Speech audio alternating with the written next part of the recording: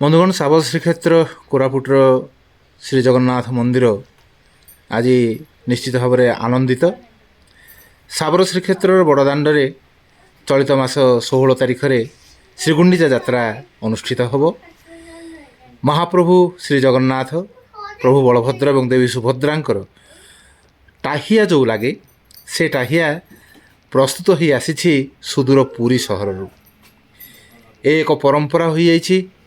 ଗତ କିଛି ବର୍ଷ ହେବ ଏଇ ଟାହିଆ ଆସି ପହଞ୍ଚୁଛି ପୁରୀରୁ ଏବଂ ପୁରୀରୁ ଆଣୁଥିବା ବ୍ୟକ୍ତିଙ୍କ ସହିତ ମଧ୍ୟ ଆଜି ଆମେ ସାକ୍ଷାତକାର କରିବା, ଜାଣିବା ଏହାର ରହସ୍ୟ ଏବଂ ଏ ଭିତରେ ଯେଉଁ ଆନନ୍ଦ ରହିଛି। ଟାହିଆ ଯିଏ ଆଣିଛନ୍ତି ଭାଇ, ତାଙ୍କର ପରିଚୟ ଆମେ ନେବା। ଭାଇ, ଆପଣଙ୍କ ପରିଚୟ ଟିକେ ଦେବେ। ଶୁଭକାନ୍ତ ପ୍ରଧାନ। ଏଇଟା ମୋର ଜେଜେବାପାଙ୍କ ଟାଇମରୁ ଜେଜେବାପା କରନ୍ତି ଜଗନ୍ନାଥଙ୍କ ପାଇଁ। ସେ ଶିଖାନ୍ତି କି ତାଙ୍କ ଶିଷ୍ୟମାନଙ୍କୁ କରିବା ପାଇଁକା। ବାପାଙ୍କୁ ସେ ଶିଖେଇଥିଲେ, ତ ବାବା ଏବେ ପ୍ରତିବର୍ଷ ଏଇଟା ଦେଉଛନ୍ତି। କେତେ ବର୍ଷ ହେଲାଣି ସାବର ଶ୍ରୀକ୍ଷେତ୍ରକୁ ଦେଇ ଆସିଛନ୍ତି ଆପଣ? ଗତ ବର୍ଷ ଦେଉଛନ୍ତି। ତେବେ କେମିତି ଏଇଟା ତିଆରି କେଉଁଠି ହେଉଛି, କେମିତି ହେଉଛି ଆଉ କେମିତି ଆଣୁଛନ୍ତି ୟାକୁ?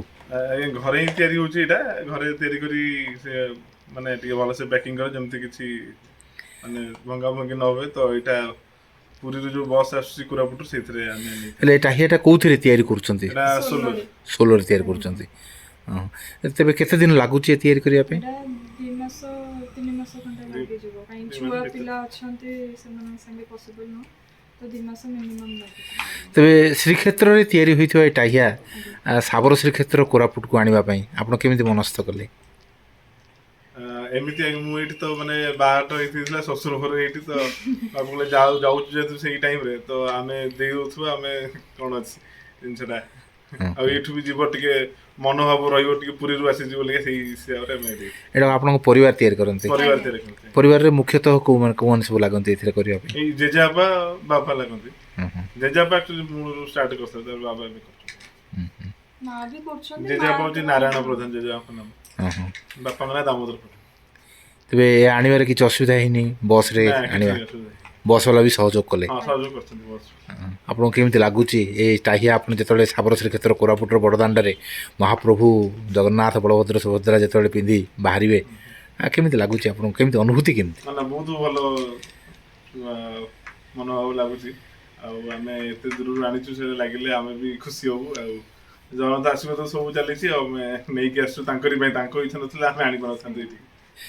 ଧନ୍ୟବାଦ, କୃତଜ୍ଞତା ଜଣାଉଛୁ ଅଗଣିତ କୋରାପୁଟବାସୀଙ୍କ ତରଫରୁ। ଆପଣଙ୍କର ଏଇ ଯେଉଁ ଶ୍ରଦ୍ଧା, ଆପଣଙ୍କର ଏଇ ଯେଉଁ ଜଗନ୍ନାଥ ପ୍ରେମ, ଏହା ନିଶ୍ଚିତ ଭାବରେ ସମସ୍ତଙ୍କ ଭିତରେ ପ୍ରଭାବିତ ହେବ ଏବଂ ପ୍ରଭାବିତ ହେବ ଏଇ ସାବର ଶ୍ରୀକ୍ଷେତ୍ରର ବଡ଼ଦାଣ୍ଡରେ ହେଉଥିବା ରଥଯାତ୍ରା। ଏବଂ এই ରଥଯାତ୍ରାରେ ମହାପ୍ରଭୁ ଜଗନ୍ନାଥ, ବଳଭଦ୍ର, ସୁଭଦ୍ରା ଯେତେବେଳେ ଏଇ ଟାହିଆ ଲଗାଇ ସମସ୍ତଙ୍କୁ ଲୀଳା ଖେଳାଇ ମାଙ୍କ ମନ୍ଦିରକୁ ଯେତେ ଯିବେ, ସେତେବେଳେ ନିଶ୍ଚିତ ଭାବରେ ସେଇ ଅପୂର୍ବ ଅନୁଭୂତିକୁ ନେବେ ଏବଂ ଆପଣଙ୍କର ଏଇ ଯେଉଁ କାର୍ଯ୍ୟ, ତାକୁ ନିଶ୍ଚିତ ଭାବରେ ସେ ଅନୁଭବ କରିବେ। ଏହି ଆଶାର ସହିତ ସମସ୍ତ କୋରାପୁଟବାସୀଙ୍କ ତରଫରୁ ସାବର ଶ୍ରୀକ୍ଷେତ୍ର ଏବଂ ଶ୍ରୀକ୍ଷେତ୍ର ମଧ୍ୟରେ ଥିବା ଏହି ସମ୍ପର୍କକୁ ବଜାୟ ରଖିଥିବା ଏହି ପରିବାର ପ୍ରତି କୃତଜ୍ଞତା ଜଣାଇ ରହୁଛୁ। ତେବେ ସମସ୍ତଙ୍କ ପାଖରେ ନମସ୍କାର।